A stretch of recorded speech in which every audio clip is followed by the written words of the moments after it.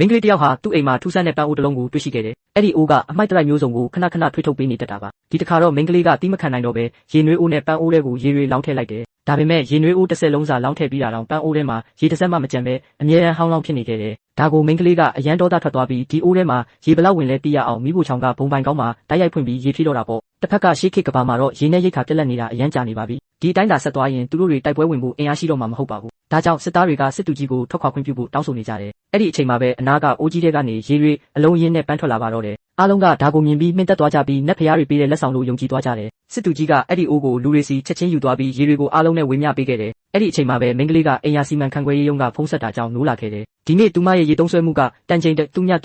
ကျော်သွားပြီလို့သိလိုက်ရတယ်။အဲ့ဒီတော့မှသူမရေပိတ်ဖို့မေးသွားတာကိုတတိယတော့တယ်။ဒါပေမဲ့ရေတန်ချိန်တူည